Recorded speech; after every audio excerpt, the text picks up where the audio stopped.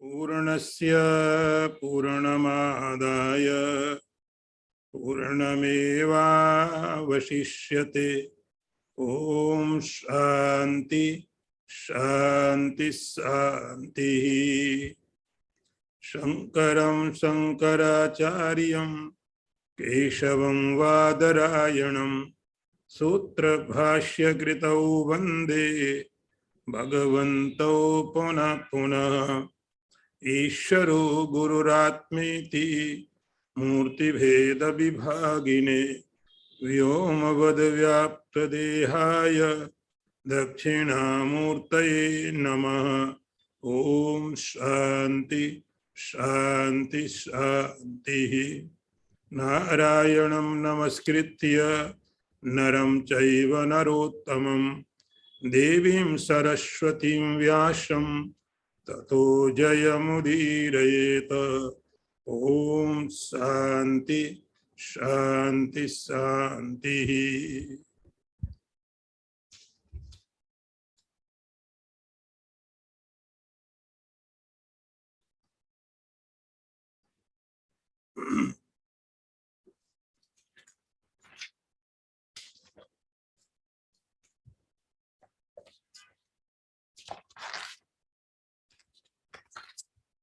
नारद भक्ति सूत्र में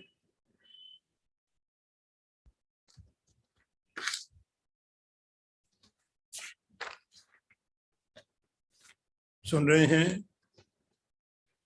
सूत्र नंबर 15।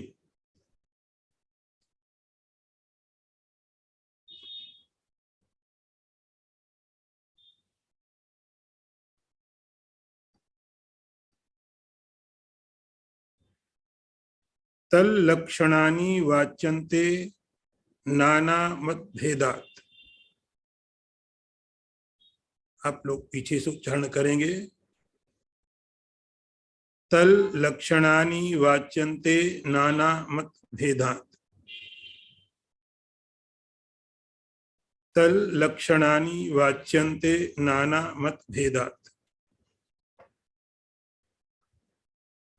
नारद जी भक्ति के बारे में जो अलग अलग परिभाषाएं हैं, अलग अलग विचार हैं, उसको यहाँ बता रहे हैं। तो पहले आप सूत्र का अर्थ देखिए। तल लक्षणानि वाच्यन्ते। तत् मतलब भक्ति, जिसकी बात चल रही है, बात भक्ति की चल रही है, इसलिए तत् मतलब भक्ति, लक्षणानि उसकी जो परिभाषाएं हैं भक्ति की, वो परिभाषाएं वाच्यन्ते बताई जा रही हैं। नाना मत भेदात अनेक प्रकार के मतों के भेद के कारण। अर्थ फिर ध्यान में लीजिए। तल लक्षणानि वाच्यन्ते, उस भक्ति के लक्षणों को बताया जा रहा है। नाना मतभेदात अनेक प्रकार के मतों के भेद के कारण।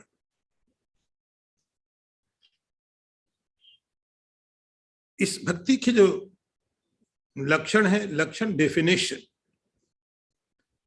चिन्ह, मार्क, पीछे भी हमने देखा था। नारद जी ने भक्ति की परिभाषा दी थी, सातु परम प्रेम स्वरूपा।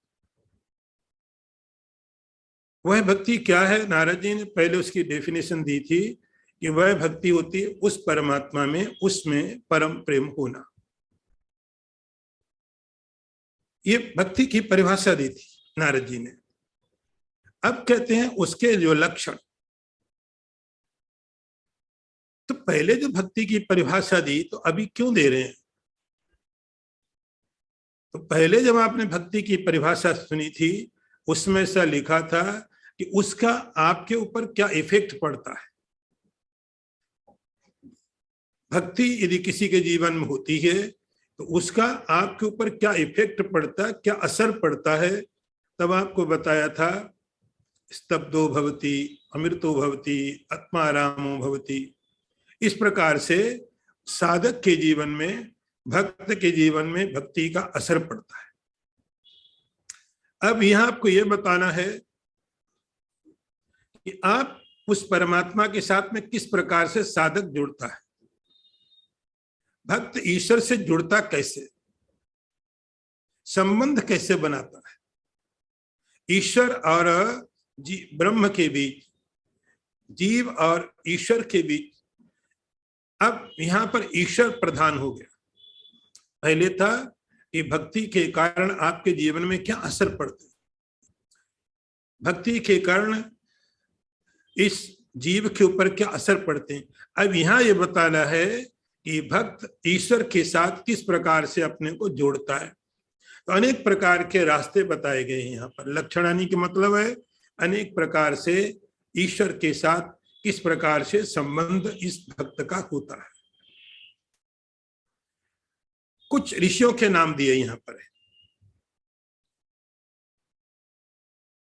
कुछ ऋषियों के नाम दिए। नाना मत भेदा, कि अनेक प्रकार के मत हैं, मत का अर्थ विचार, आइडियोलॉजी। अनेक प्रकार के ऋषि हैं, अनेक प्रकार के ऋषियों का अपना अपना अनुभव है। और इस सब जो ऋषि जिनकी बात की जा रही है, इसमें तो नारद जी थोड़े ऋषियों का नाम लेंगे, लेकिन और भी बहुत से ऋषि हैं, भक्ति के आचार्य हैं, जिन्होंने भक्ति के द्वारा ईश्वर के साथ अपने को जोड़ा है। ऐसे बहुत से भक्त हैं, उनकी भी अपनी एक सोच, उनकी अपनी मान्यता है, उनके अपने अनुभव हैं भक्ति को लेकर के। ईश्वर क्या है, ईश्वर के साथ आप कैसे, भक्त का क्या संबंध होता है, अनेक प्रकार की परिभाषाएं हैं। शंकराचार्य जी की परिभाषा आपने सुनी थी जब विवेक चूड़ामणि पढ़ रहे थे। उनका कहना था स्वस्वरूपानुसंधानम भक्ति रीत्य विधीयते। शंकराचार्य जी का अपना विचार है। मत नाना मत भेदा, जैसे आप किसी एक शिखर पर चढ़ते हैं, किसी टॉप पर जाते हैं, समझो आप कैलाश पर जाते हैं, माउंटेन एवरेस्ट पर जाते हैं, तो जाने के रास्ते अलग अलग हो सकते हैं। कोई पूरब से, कोई पश्चिम से, कोई उत्तर से, कोई दक्षिण से। और जो जहां से जाता है उसको वहां से व्यू मिलती है। जो पूरब से जा रहा है उसके अपने व्यूज हैं, जो दक्षिण से जा रहा है उसकी अपनी सब अलग सीन है। फाइनली एक टॉप पर पहुंचते हो लोग। वो जो शिखर है, टॉप है, वहां सब एक जैसा, उसमें कोई फर्क नहीं है, लेकिन अप्रोच अलग अलग है। भाई इसी का नाम होता है मत, नाना मत भेदा, इसका नाम होता है मत। अनेक प्रकार के मत का अर्थ हुआ कि किसी ने ईश्वर को अलग तरीके से अप्रोच किया, किसी ने ईश्वर को दूसरे तरीके से अप्रोच किया, और जैसे जिसने अप्रोच किया ईश्वर को, वैसा उसका मत हो गया, वैसे उसके विचार हो गए कि ईश्वर की भक्ति इस प्रकार से होती है, ईश्वर की भक्ति का लक्षण ये होता है। ईश्वर के साथ आप इस प्रकार से अपने आप को स्थापित करिए, संबंध बनाइए। तो नारद जी कहते हैं तल लक्षणानि वाच्यन्ते, उस भक्ति के लक्षणों को वाच्यन्ते बताया जा रहा है। एक लक्षण इसलिए नहीं है, नाना मत भेदात, अनेक प्रकार के मत है। और एक बात,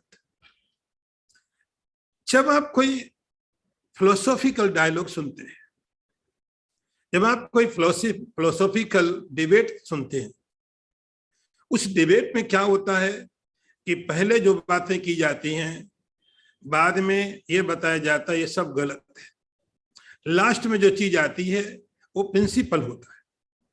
जब आप फिलोसॉफिकल डिबेट देखते हैं तो उनकी बातें की जाती हैं, उसको बोला जाता है पूर्व पक्ष, कि पहले आपका क्या कहना, आपका क्या कहना, और फाइनली जो प्रिंसिपल होता है वो लास्ट में आता है, ये ट्रूथ है, बाकी सब चीजें गलत थी। लेकिन यहाँ ऐसा नहीं है, यहाँ ऐसा नहीं है। यहाँ पर कि पहले वाले जो पक्ष हैं, पहले के जो ऋषियों गलत हैं, और आखिरी में जो आएगा वो सही है। यहाँ ऐसा नहीं है, यह सबके मत हैं और सबके मत यहाँ पर बिल्कुल अपनी जगह सही है। किसी में किसी प्रकार का कोई भी फर्क नहीं है। हर एक ऋषि के पास अपना चिंतन है, अपना विचार है। तो इसलिए अनेक प्रकार के विचारों के कारण, अनेक प्रकार के अनुभवों के कारण, अनेक प्रकार के रास्तों के कारण ईश्वर के साथ जो भक्ति बनी जीव की, उसके अपने अपने अनुभव शेयर किए हैं। तो नारद जी उनके मतों को बता रहे हैं। हम चलते हैं सूत्र नंबर 16 में। मैं चांट करूंगा, पीछे आप लोग उसका उच्चारण करना। पूजादिषु अनुराग इति पाराशर्यः। पूजादिषु अनुराग इति पाराशर्यः। पूजादिषु अनुराग इति पाराशर्यः। अब अर्थ देखिए। नारद जी कहते हैं, पहली जो डेफिनेशन है, पहली जो परिभाषा, पहला जो लक्षण है, वो पराशर के पुत्र व्यास जी थे और पराशर के पुत्र थे। अर्थ देखिए, पूजा दिशु अनुराग, पूजा आदियों में जो अनुराग है वह भक्ति है, ऐसा व्यास जी का कहना। तो पहले व्यास जी की डेफिनेशन आप सुनिए। नारद जी कहते हैं, अर्थ फिर देखिए, पूजा दिशु अनुराग इति पाराशर्यः। पाराशर्य का अर्थ है पराशर के पुत्र। तो व्यास जी के जो पिताजी थे उनका नाम था पराशर। पराशर, तो पराशर को पुत्र हुए भगवान के अवतार व्यास जी। तो व्यास जी, पहली डेफिनेशन व्यास जी से आई। उन्होंने बोला ईश्वर की भक्ति क्या होती है? पूजा दिशु अनुराग इति। पूजा में अनुराग, पूजा में अनुराग, यह भक्ति है। आदिशु, पूजा आदि। अब यहां देखिए, व्यास जी कहते हैं ईश्वर की भक्ति क्या है? कि ईश्वर की पूजा, ईश्वर की आराधना। जैसे और भी चीजें होगी, लेकिन उसमें जो सबसे ज्यादा काम होगा वो होगा पूजा का। तो जब यहां पर एक बात आपको बताई जाए तो ऐसा अर्थ नहीं करना कि केवल एक ही कह रहे हैं, पूजा आदिशु। आदिशु मतलब और सभी। तो ईश्वर की भक्ति का अर्थ होता है, व्यास जी कहते हैं, भगवान की पूजा में अनुराग होना। ईश्वर की पूजा में बहुत महत्वपूर्ण बात है इनकी। दो तरह से पूजा होती है। एक पूजा होती है आंतरिक पूजा, अंदर में आप करते हैं, और एक पूजा होती है बाहर की पूजा। तो जब भी कोई व्यक्ति ईश्वर की पूजा करना चाहे, उसके लिए कोई ऐसी सीमाएं नहीं है। ऐसा कभी कोई व्यक्ति नहीं हो सकता है जो ईश्वर की पूजा करना चाहे और सोचे मेरे पास ये चीजें होती तो मैं ईश्वर की पूजा कर पाता, और मेरे पास वो चीज नहीं है इसलिए मैं कैसे पूजा करूं। ऐसी परिस्थितियां ईश्वर ने नहीं दी। हर व्यक्ति को जो साधन ईश्वर की पूजा में चाहिए वो मिले हुए हैं, हर व्यक्ति को प्राप्त है। ईश्वर की पूजा में जो रुचि है, जैसे आपके पास अब कोई आता है, किसी को आप बुलाते हैं, उसको जो वेलकम करने का तरीका है, उसका जो सम्मान करने का तरीका है, वही आप ईश्वर के साथ अपनाते हैं। ये पूजा की विधि है। ईश्वर को आप बुलाते हैं। ईश्वर सब जगह हमने जानते हैं, आपने सुना है, आपने बताया भी है, बोला भी है, लेकिन उस सभी जगह ईश्वर होने वाली ईश्वर की पूजा नहीं होती है। सब जगह जो व्यापक परमात्मा है उसकी पूजा नहीं हो पाती। पूजा करने के लिए आपको ईश्वर को सीमित करना पड़ता है, लिमिटेड करना पड़ता है, आपके जैसा बनाना पड़ता है। आप पूजा करेंगे तो ईश्वर भी आपके जैसा होना चाहिए। तो एटलीस्ट ईश्वर की पूजा करने के लिए आपके पास ईश्वर की एक मूर्ति होनी चाहिए। मूर्ति। अब इसमें भी पहली बात, ईश्वर की मूर्ति आपको चाहिए। मूर्ति में भी 8 तरह की मूर्तियां बताई जाती, शास्त्रों में 8 प्रकार की मूर्तियां होती है।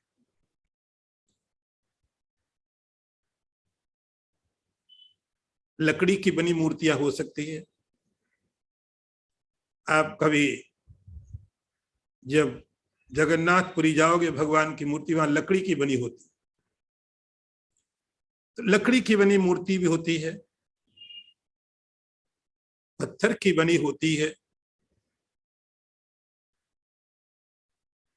मेटल की बनी हो सकती है, सोने की, चांदी की, तांबे की।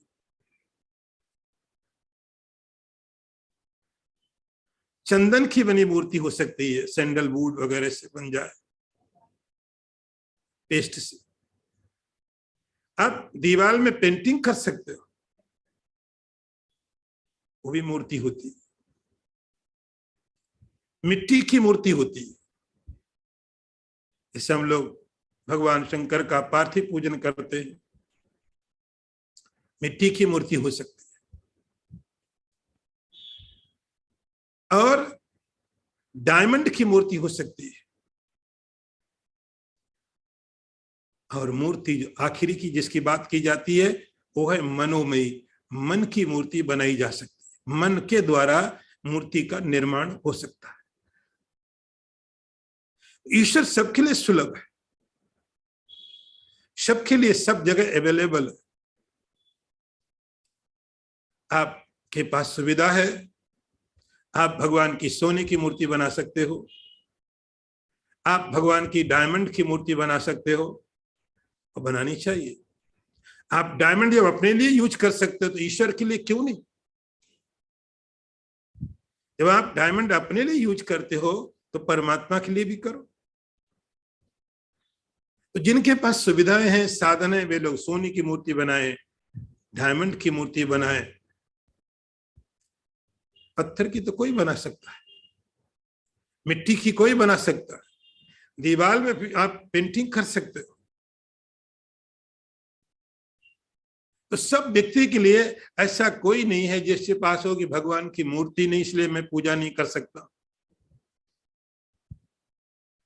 तो जब आप एक मूर्ति की स्थापना करते हो, मूर्ति रखते हो, एक इमेज होती परमात्मा की, और उस इमेज के अंदर में आप ईश्वर की अब प्राण प्रतिष्ठा समझते हो। ईश्वर इसके अंदर में वास कर रहा है। ईश्वर तो सब जगह रहता है, लेकिन आपने जिस मूर्ति को आप अपने सामने रखा है, जिसका आप अभिषेक करते हो, जिसका पूजन करते हो, उस मूर्ति के अंदर में विशेष रूप से प्राण प्रतिष्ठा की भावना करनी पड़ती है। ईश्वर के प्राण इसके अंदर में, ये सजीव है। अब ये पत्थर नहीं है, मिट्टी नहीं है, परमात्मा है। उसके बाद ही आगे पूजा की विधि बढ़ती है, उसके बाद ही आगे पूजा की विधि बढ़ेगी। फिर आप उसके ऊपर में मूर्ति के अंदर में परमात्मा की भावना करके, तो पहली बात मूर्ति। मूर्ति होने के पश्चात आपके पास जो साधन है, जो सुविधाएं हैं, उसके हिसाब से भगवान को आप पंचोपचार से उपचार करते, पूजन जो आप ऑफर करते हैं, कुछ भी षोडशोपचार, पंचोपचार, राजोपचार, बहुत प्रकार से आपकी सुविधाओं पर सब चीजें रखी गई हैं। आप भगवान की पूजा करते हैं। व्यास कहते हैं ऐसे बहुत से लोग हैं जो परमात्मा की पूजा में ज्यादा इंटरेस्ट रखते हैं, मंत्र का जाप भी करते हैं, स्तोत्र पाठ भी करते हैं आदि, लेकिन उनकी जो प्रायोरिटी है, जो उनको ज्यादा करना होता है, वो है भगवान की पूजा। पूजा दिशु अनुराग। अनुराग का अर्थ होता है, अनुराग का अर्थ भी समझ लो, राग होता संसार में, और आप जानते हैं कि राग का परिणाम कभी भी अच्छा नहीं होता है। राग जब समाप्त हो जाता है, ईश्वर के प्रति जो प्रेम है उसका नाम होता अनुराग, डिवाइन लव। ईश्वर के प्रति जो प्रेम है, ईश्वर के कार्य में जो प्रेम है, पूजा करनी ईश्वर की, ऐसी जो इच्छा है, ईश्वर का दर्शन करना है, ईश्वर की प्रार्थना करनी है, ईश्वर के लिए ये करना है, जिससे आप संसार में किसी व्यक्ति को प्रेम करते हो और बहुत प्रेम करते हो, बहुत ज्यादा। फिर आप कोशिश करते उसके लिए मैं ये भी कर दूं, इसके लिए ये भी कर दूं, इसके लिए ये भी दे दूं, ये भी कर दूं। आप ट्राई करते हो किसी तरह से उसको प्रसन्न करूं मैं। तो आपका जो सेंटर होता है वह व्यक्ति होता है, इसके लिए मैं ये भी दे दूं, ये भी दे दूं, ये भी कर दूं, ये भी कर दूं। इस प्रकार से जो चिंतन चलता रहता है वो आसक्ति या राग है। और इसी तरह की भावना जब परमात्मा में चली जाती है उसका नाम हो जाता अनुराग। ईश्वर की मैं ये कर दूं, परमात्मा का नाम ले लूं, ईश्वर की भक्ति कर लूं, मंत्र का जाप कर लूं, ईश्वर की आज्ञा का पालन कर लूं। बहुत प्रकार से सोचने के ढंग बदल सकते हैं, लेकिन सोचने का जो लक्ष्य है वो ईश्वर होता है। इस प्रकार की समस्त भावनाओं को मिला के जो बात होती है उसका नाम होता है अनुराग। पूजादिषु अनुराग। तो जब किसी भक्त का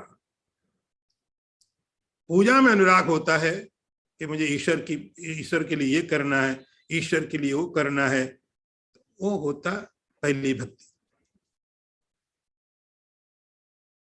यदि ये बाहर की भक्ति, बाहर की पूजाएं हैं साधन के साथ, लेकिन दूसरी पूजा होती अंदर में, उसका नाम मानसिक पूजन होता है। मानसिक पूजन, मानसिक पूजन के बारे में आपने जरूर सुना होगा कि भगवान का अंदर में आप मन में पूजन करते हैं, मेंटल वर्शिप। मन के द्वारा ही भगवान बनाया। बाहर मूर्ति आप लकड़ी में, पत्थर में, सोने में, चांदी में बनाते हो, इस मूर्ति का नाम होता मनोमय।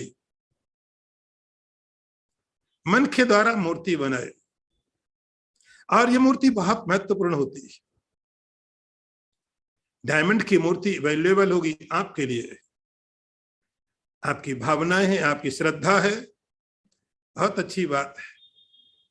लेकिन जो मनोमय मूर्ति है, जो मूर्ति मन के द्वारा बनाई जाती है, ये मूर्ति ईश्वर को बहुत पसंद है।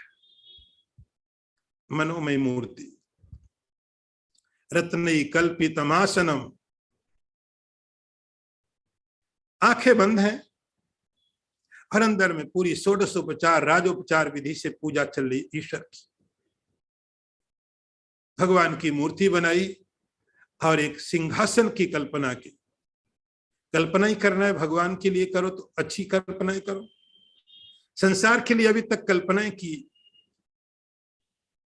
अस्यूम करते रहे। ये भक्त ईश्वर के लिए कल्पनाएं करता है। पहले ईश्वर की मूर्ति बनाई, अब ये मूर्ति आप जैसी मर्जी बढ़िया से बढ़िया बना सकते हो, जैसी चाहिए। आप निर्माता हो। अच्छी ईश्वर की मूर्ति बनाओगे तो ईश्वर को भी अच्छा लगेगा। अच्छी मूर्ति बनाई, बढ़िया भगवान को बैठने की सुविधा अच्छी दो। सुविधा क्या दोगे? रत्नई कल्पितम आसनम, आसन दो भगवान को। इतना सुंदर आसन बनाओ कि सारा का सारा डायमंड उसमें लगा दो। इच्छा थी लेकिन बाहर साधन नहीं थे कि हम ईश्वर को इतने अच्छे सिंहासन दे सकें। अंदर में तो कोई कमी नहीं, अंदर तुम दरिद्र नहीं हो, मन गरीब नहीं, मन अनंत समृद्धि लेके बैठा हुआ है। उस समृद्धि को आज ईश्वर के लिए लगा दो। रत्ने कल्पितम आसनम, एक बहुत सुंदर दिव्य आसन की कल्पना की, भगवान को बैठाया और उसके बाद उनकी पूजा। गंगा जल लाओ ना, मन से लाना, मनसा हित कल्पितम, भगवान का अभिषेक गंगा जल से किया। धूपम च दीपम च नैवेद्यम, धूप दीप नैवेद्य सब बहुत बढ़िया आप ईश्वर को चढ़ाओ। ये मानसिक पूजन है, मन के द्वारा परमात्मा का पूजन होता है। व्यास जी बोलते हैं आदिशु, उस पूजा के बाद स्तोत्र पाठ, गीतम, नृत्यम, इसमें डांस भी है ईश्वर के लिए, गाना भी है, बजाना भी है, डांस भी है, सब कुछ आदि ईश्वर के लिए ही सब कुछ है, उसका है। ऐसे जो लोग हैं तो व्यास जी बोलते हैं ये भक्ति का लक्षण है। जो पूजा आदि में अनुराग रखते हैं वो भक्ति का पहला लक्षण, ऐसा व्यास जी का मत है। अब दूसरा मत देखिए, दूसरा है, मैं सूत्र पढ़ूंगा, आप चांट करना मेरे पीछे। कथा दिशु इति गर्गः, कथा दिशु इति गर्गः, कथा दिशु इति गर्गः। नारद जी अब दूसरी एक और परिभाषा देते हैं, एक अलग डेफिनेशन देते हैं। दूसरे ऋषि है जिनका नाम है गर्ग। कथा आदिशु इति गर्गा, गर्गाचार्य बोलते कथा आदिशु, कथा आदियों में, आगे कुछ लिखा नहीं है, ये सूत्र है। सूत्र का मतलब कम से कम बात की जाए और ज्यादा से ज्यादा समझा जाए। उनको कहना चाहिए था कथा आदिशु अनुराग इति, अनुराग छोड़ दिया, आप समझ गए। ये तो सूत्र शैली है कि कम से कम शब्दों का प्रयोग किया जाए। इनको कहना चाहिए था यदि पूरी बात कहनी हो, कथा आदिशु अनुराग इति गर्गा, ऐसा सूत्र होना चाहिए था। लेकिन नारद जी को मालूम है कि आप अनुराग तो समझ गए हैं, पहले से ले आना वहां से, तो क्या अर्थ होगा। उन्होंने लिख दिया कथा आदिशु इति, कथा आदियों में क्या, अनुराग। कथा आदियों में जो अनुराग है यही है भक्ति का लक्षण, ऐसा गर्ग आचार्य बोलते हैं।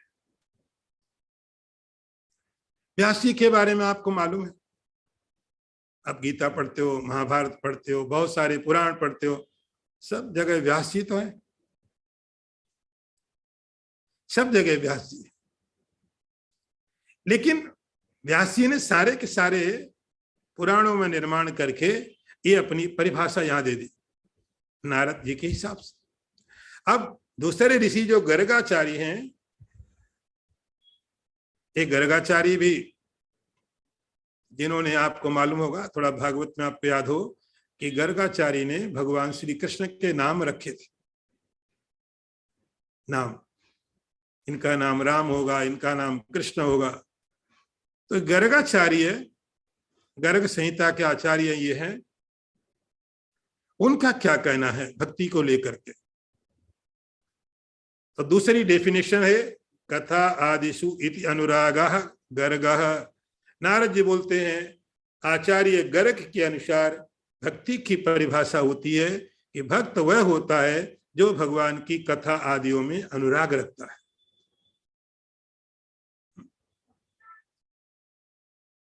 अब ऐसा नहीं कि पूजा नहीं करता ये,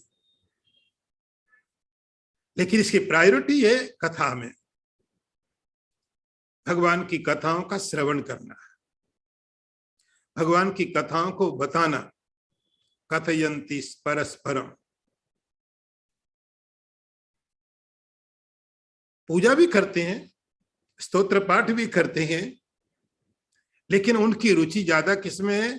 कथा आदिषु, भगवान की कथाओं में, ईश्वर की लीला, ईश्वर के चरित्र, उनका वर्णन करना। ईश्वर की कथा सुनने से मनुष्य के अंदर में जो पाप है वो धीरे धीरे समाप्त हो जाते हैं। पाप को अच्छा नहीं लगता है जब आप ईश्वर की बात सुनते हो। हम संसार की कथाएं करते हैं, वो आदमी बहुत अच्छा है, 3 दिन बोला बहुत अच्छा है, चौथे दिन बोला कुछ अच्छा नहीं है, हमें तो गलत समझ लिया था। संसार की कथाएं, ये व्यक्ति ऐसा है, वो जगह वैसी है, वो अच्छी है, वो खराब है, ये संसार की वार्ता है। अब उस भक्त को इन चीजों में कोई रुचि नहीं है, वो कथा करता है किसकी? ईश्वर की। तुलसीदास जी अपनी रामायण लिखने लगे तो उनसे पूछा किसी ने कि आप किसको एड्रेस कर रहे हो, इसके श्रोता कौन है, आप किसके लिए लिख रहे हो? तुलसीदास जी ने बोला किसी के नहीं। स्वांत सुखाय तुलसी रघुनाथ गाथा, अपने लिए लिख रहा हूं, अपने लिए कर रहा हूं। स्वांत सुखाय, मुझे अच्छा लग रहा है, मैं परमात्मा की लीला लिखूं, परमात्मा की कथा लिखूं और पढ़ूं, बताऊं लोगों को। कोई सुने नहीं सुने उसका मुझे ज्यादा मतलब उसके ऊपर है, मेरा नहीं है। मेरा कंसर्न मेरे साथ है। स्वांत सुखाय तुलसी, मैं काफी, मैं अपने मन को सुनाऊंगा। इसलिए बहुत बार तुलसीदास जी अपने मन को एड्रेस करते, सुन रे सठ मना। तुलसीदास जी अपने मन को एड्रेस करते हैं, हे मन, मैं ईश्वर के जो चरित्र सुना रहा हूं इसको तुम सुनो। भगवान की कथा, ईश्वर की लीलाएं, जितनी सृष्टि है सब ईश्वर की लीला है। भगवान के इतने अवतार हुए, उन अवतारों का श्रवण करना, उनका सुनना, और सुनना नहीं, लोगों को सुनाना भी। गर्गाचार्य बोलते हैं कि भक्त का लक्षण होता है, भक्ति का अर्थ होता है कि भगवान की कथा में इंटरेस्ट, रुचि होना। एक तो कथा हम सुन लेते हैं, एक तो सुन लिया हमने कि कई बार कोई तरीका नहीं, सुनना ही पड़ेगा तो सुन लिया, लेकिन मन कहीं और जा रहा है, मन कोई और कथा कर रहा है, कहीं और जगह है। शरीर वहां बैठा हुआ है, मन कहीं और बैठा चला गया। ईश्वर की कथा में अनुराग, चाह, और किसी कथा नहीं चाहिए। अब सत्य की कथा चाहिए, ईश्वर की कथा चाहिए, परमात्मा की कथा चाहिए। गर्गाचार्य बोलते हैं इसी बात के लिए तो इतने सारे पुराणों का निर्माण किया गया, वेदों का निर्माण, वेद हुए, श्रुतियां हुई, स्मृतियां हुई, पुराण हुए, रामायण, महाभारत, और भी बहुत से संतों ने बहुत सी भगवान की लीलाओं का, कथाओं का वर्णन किया। उन कथाओं में जब आनंद आने लग जाए,